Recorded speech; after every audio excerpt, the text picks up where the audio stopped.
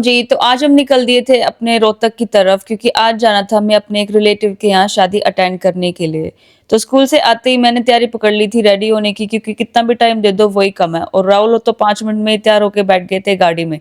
तो बिना देर करे हम पहुंच गए थे अपनी दादी जी के घर और उनको पता था हम आ रहे हैं तो बड़ी बेसब्री से वेट कर रही थी। मैंने गई और नमस्ते करी दादी को और गले लगाकर करा बहुत सारा प्यार।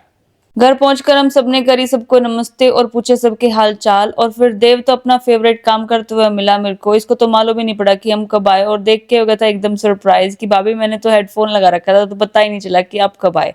तो मगर कोई बात नहीं, मेरे को पता तो ऐसे ही मिलेगा। फिर रेडी वेडी होके फिर से टचअप करके हम निकल दिए थे वेन्यू की तरफ और गए तो बारात भी बिल्कुल दरवाजे पे पहुंच चुकी थी जाकर।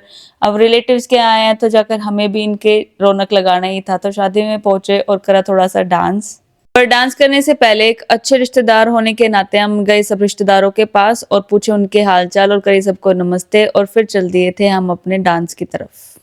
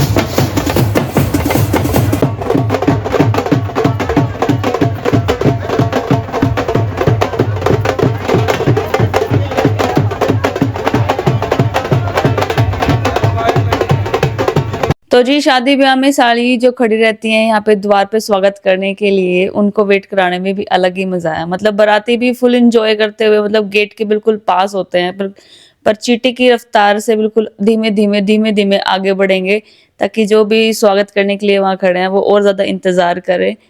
और इस प्यारी सी नोक झोंक में भी अपना ये एक फन है जो शादी में बिल्कुल चार चांद से लगा देती है और हंसी ठिठोली करते हुए आगे बढ़ती है और शुरुआत से लेके आखिरी तक पूरी शादी ऐसे ही हंसी के साथ पूरी होती है।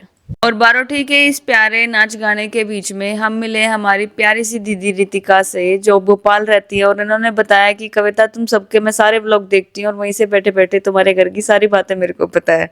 तो ये जान के मेरे को बड़ा ही अच्छा लगा। काफी देर धमाल मचाने के बाद फाइनली अब बारातियों ने एंट्री कर ही लिया और इतनी देर नाच गाना करने के बाद और मस्ती करने के बाद हमें लग गई थी भूख। तो सीधे गए हमने और लिया अपना थोड़ा सा रिफ्रेशमेंट। टाइम हो गया था 10 बजे का तो साथ के साथ हमने मेन मेन्यू भी निपटा ही दिया था। और हमारा रोहित भी करड़ा पड़ के लग रहा था गाजर का हलवा खाने, ना इधर देख रहा था ना उधर। और पर हम भी इसको कैप्चर कर लेते हैं। और फिर ये हमारे चाचा जी और चाची जी मस्त मौला पर्सनालिटी ले रहे थे अपने गर्मा गर्म दूध और जलेबी का एंजॉय। और हमारा कैमरामैन भी पूरे जाले में है, जो भी कुछ हम खाने लगते हैं तभी कैमरा ऑन करके बैठ जाते हैं और एक एक चीज दिखा दी थी कि हमने शादी में क्या क्या खाई है। इतनी देर में ही आ जाते हैं हमारी प्यारी चाची जो कि है फोटो लवर। हर एंगल से हम तीनों ने ले ली थी 1 बाय 1 सेल्फी।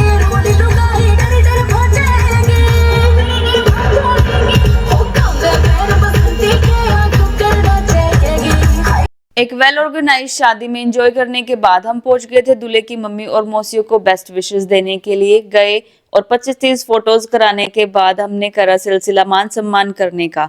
उसके बाद हम सब निकल दिए थे अपने घर की तरफ। तो सब करके बाय हमने शादी वालों को पहुंच गए थे हम पार्किंग में। 10-5 मिनट घर वालों के साथ बात करके और हंसी ठिठोली करने के बाद करे हमने सबको नमस्ते। तो आज के लिए बस इतना ही, मिलते हैं अगले व्लॉग में। जय श्री श्याम।